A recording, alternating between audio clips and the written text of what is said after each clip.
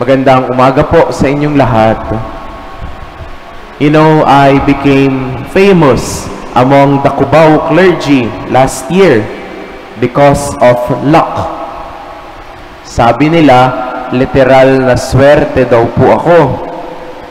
Kasi po, last clergy Christmas party and some succeeding fellowships, palagi akong nananalo sa raffle. Biruin nyo naman, may 2 grand prize last December in one party.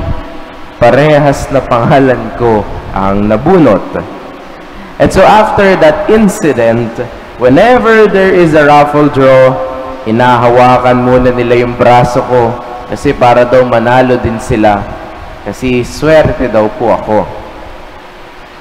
My dear friends, a game of chance or casting lots is not a new or contemporary thing.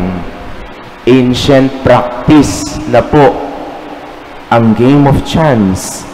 And that is what we heard in the first reading about the story of the election of Saint Matthias, the saint and apostle we are celebrating today. We all know that Judas Iscariot betrayed Jesus. And after he took his own life, the apostles decided that there must be someone to take his place in the roster of the apostles.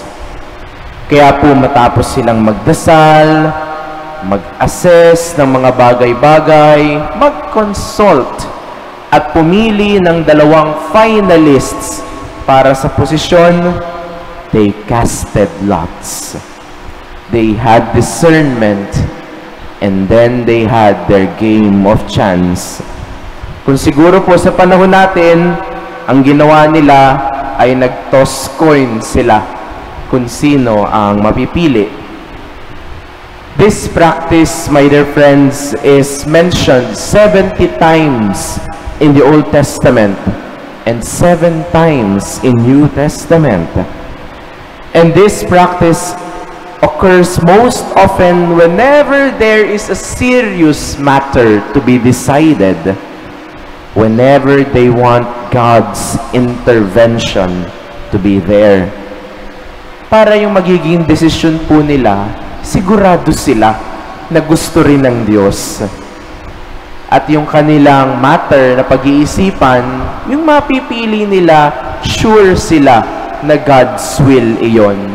At no regret sa bandang dulo kung ano ang mapipili. And so the 11 apostles casted their lots.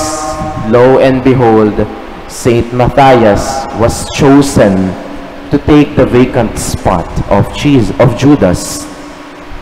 Siguro may isip po natin ay gawa-gawa lang naman pala, Father, ang pagpili ng mga apostol nung panahon na yon. Swertihan lang pala, tsambahan pala. But we heard once again in our gospel today, Jesus saying, "It was not you who chose me, but I who choose you, and appoint you to go and bear much fruit." Mga kapatid, bago pa po natin pag-isipan, ginawa na ng Diyos. Bago pa po natin i-consider, itinakda na ng Diyos. At bago pa po natin pag-discernan, pinili na ng Diyos. However, we have a choice. Our freedom is still there, but we only need to cooperate with God's will for us. Finally, nowhere in the New Testament it advises us to cast lots or play games of chances whenever there is a big decision.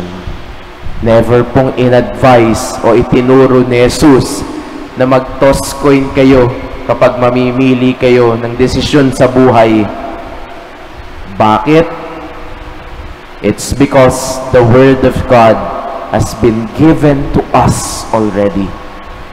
The Holy Spirit already dwells in us and lives in us to guide and lead us in the decisions that we are making. The Word, the Spirit, and prayer are more than sufficient enough for discerning God's will today. Kaya hindi na po natin kailangan ng games of chances, not casting lots, or rolling dice, or flipping a coin. Saint Matthias, pray for us. Amen.